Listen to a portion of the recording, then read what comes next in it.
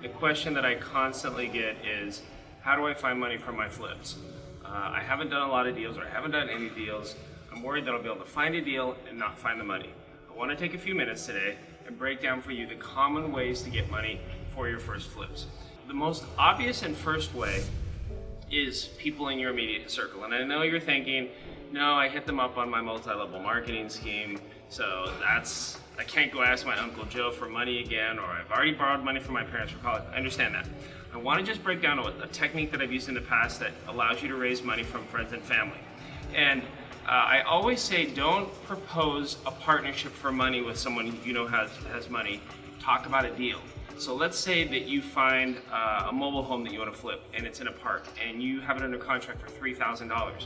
The next time you're at a family get-together, the next time you're around Uncle Joe, you want to just casually mention, hey, I've been getting into real estate investing, and I found a trailer for $3,000. In any universe Uncle Joe is going to invest with you, they or he are going to say, you got a trailer for $3,000? And at that point you say, yeah, I think it needs $5,000 or $6,000 in work, and I'm going to be able to sell it for $25,000.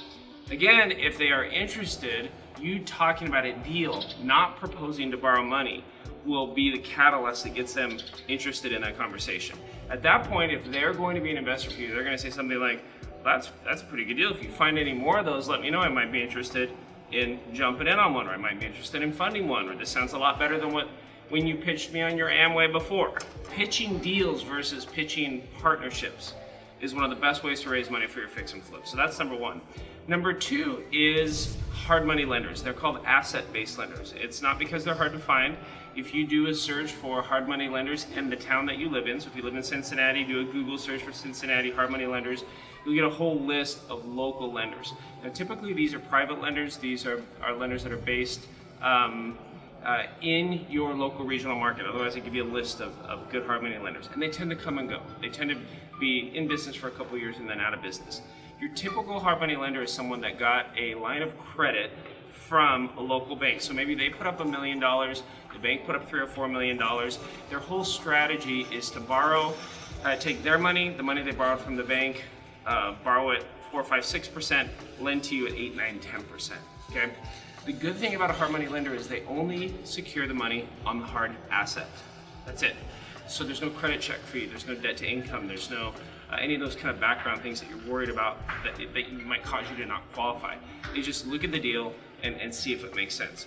And the good thing about a hard money lender is that you can build a relationship with them and it can evolve over time. Some of the very early deals I did in California as a new real estate investor were with hard money lenders.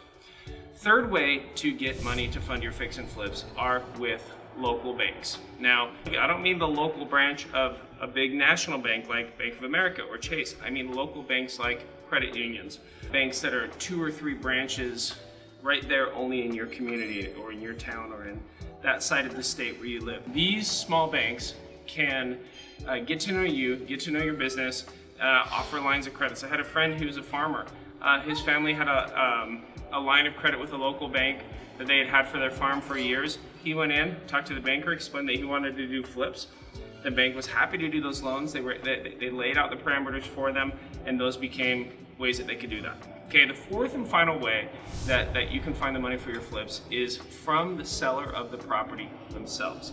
A lot of people don't think to ask the person selling the property and say, hey, I know you're willing to sell this deal to me, this house, this project.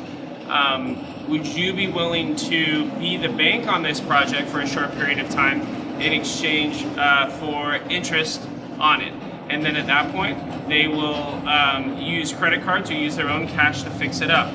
And so using the seller as the seller essentially becoming a partner with you is a great way to raise money for your projects. And so I want you to think about those 4 techniques that we offer. Sign up for one of our free events in Infinity. Join us. We do them regularly every few weeks. Love to have you join us on Mondays. We do a Q&A session where we can break down some of this for you in further detail. And then we do live events every month as well at my offices, at our offices in Vegas. So looking forward to helping you with the next step on your flips, and hopefully this paints a picture of how you can get going on this.